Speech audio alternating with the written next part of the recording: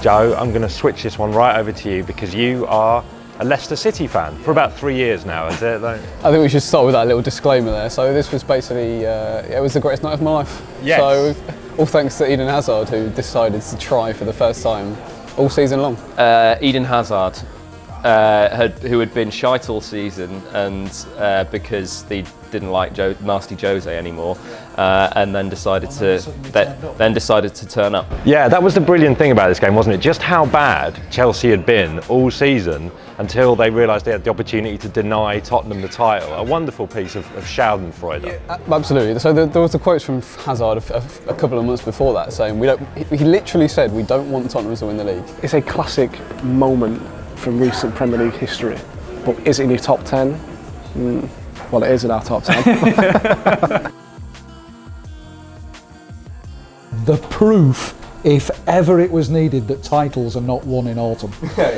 So Newcastle 5, Man United 0, 1996. I'm a Manchester United fan, so obviously do not have very fond memories of this game, but obviously the 90s, United were the dominant force in the Premier League, and also Newcastle under Kevin Keegan, such a strong team, an attacking team. Everyone remembers, no one remembers the first 4 goals in this game, unless you're a Newcastle fan. It's all about Philippe Albert's chip. Yeah, and it is a wonderful goal, wonderful 5th goal. Perhaps the best 5th goal in a title battle ever scored. I'll be honest, I'm going to struggle to think of another 5th goal in a title battle. And what's great about that Albert goal is it's the Schmeichel kind of leaning back like that. Helpless, I think the whole afternoon. Leicester 3, Arsenal 3, 1997. First of all, to score a hat-trick like that, Dennis Bergkamp score a hat-trick like that and not win the game is absolutely outrageous. I think that they should have just awarded Arsenal the 3 points regardless, just for that. The most ludicrous thing about this game was that it was only 2-1 with 90 minutes gone on the clock. That is remarkable, I'd completely forgotten that. So Leicester equalised to make it 2-2.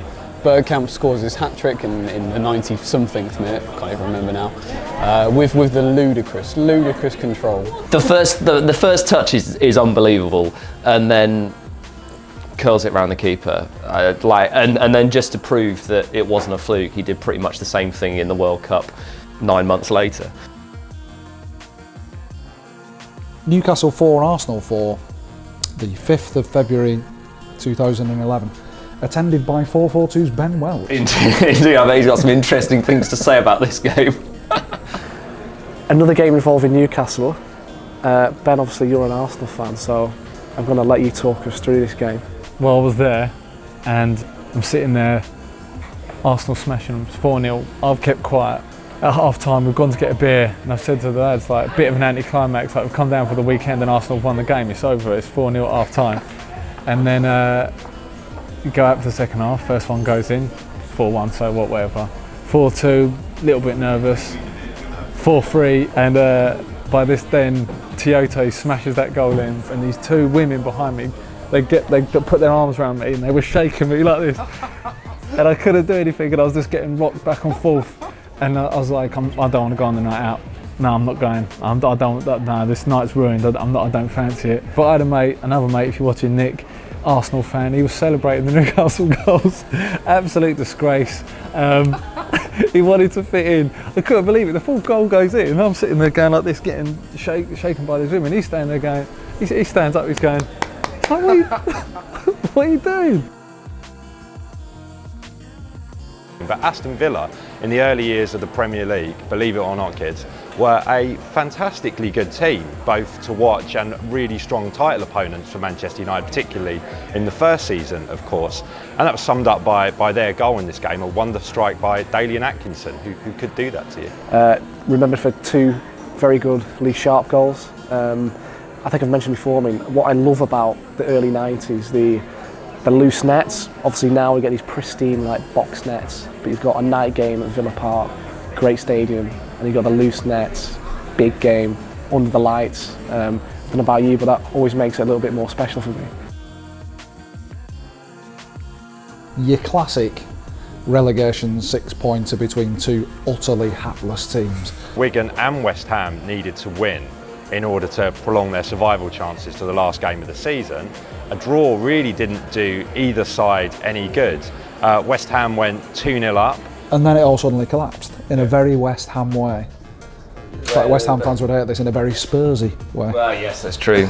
Insert adjectival team as desired. I mean, first of all, who cares? Literally, who cares? I don't think Wigan should be included in any list of any description. Spurs 3-0 up at home against Manchester United and ended up losing 5-3. I remember watching this actually and feeling an immense sense of whatever the German for Schadenfreude is. 3-0 is the most dangerous score in football. I think for me, I remember this game for the Beckham goal at the end where he chests it down and he drills it in, and it was an iconic goal from Beckham, but it summed up that Man United team of that time. This is the game. Again, as we've said, night, great atmosphere, under the lights, Anfield's rocking, two teams that basically can't defend, just throwing everyone forward. Perhaps the definitive Premier League game for a lot of people. Newcastle 3, Liverpool 4, so good they did it twice. Yeah, and the best thing about this game is that it did seesaw so much. Liverpool went ahead, Newcastle went ahead. What I love about it is you get that moment where Barnes gets the ball and everything seems to slow down, and it's 3-0 and you're kind of waiting for that next thing, and what, you know, typical John Barnes, completely calm, or chaos going on around him, and just lays it off, and it feels like it takes an eternity, and then Collymore comes into the shot, smashes it, and first of all the celebration where he's running along doing that, but you know a great goal when the cameraman can't keep the camera still and it's kind of moving side to side. Yeah, an insane game of football. Absolutely ridiculous. Well, it was theatre, it was drama. Properly, it was tragedy, it was a great man laid waste. Yes, Kevin Keegan weeping into the advertising board. I always remember Keegan's reaction on the bench when the camera cuts to him and he slumps back, he's like, I do not believe this. And whenever I see Keegan slumped over the advertising hoardings, I'm always reminded of the Simpsons part in which you can pinpoint the exact moment at which Ralph Wiggum's heart breaks. I used to play for you. Oh, Teddy. Very much so. Went to Manchester United and still scored goals. I think Arsenal under Arsene Wenger, this was the real start of that intense rivalry between United and Arsenal, and obviously in that game we saw Vieira and Elka, 2 stars of that match and 2 stars of the Premier League. This was a sort of a turning of the starting of a great rivalry between these two teams, wasn't it? Yeah, absolutely. That's what makes this match stand out to me. It was a great game, you know, seesaw back and forth. Arsenal went 2-0 up. Manchester United came back into it 2-2. And then David Platt scored the winner from a header. Yeah. He didn't do much, David Platt, apart from score goals, and it's not a bad habit.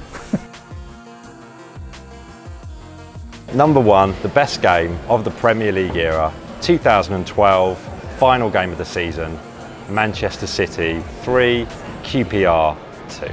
Do you want to know where I was when this fantastic game of football was happening?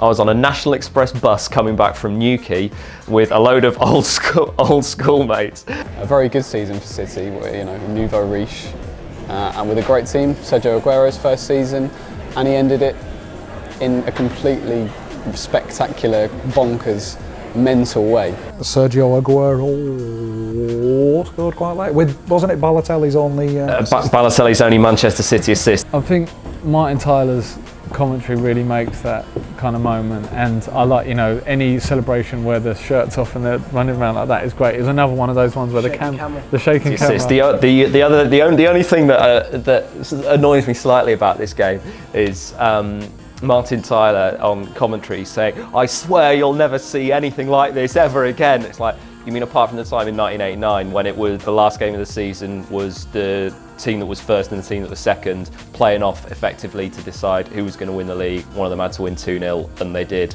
with a last minute winner. So that's pretty much infinitely better than this one. Technically, grammatically, he might be right, because you might not see it again. Unless they rerun that. Yeah, that's true.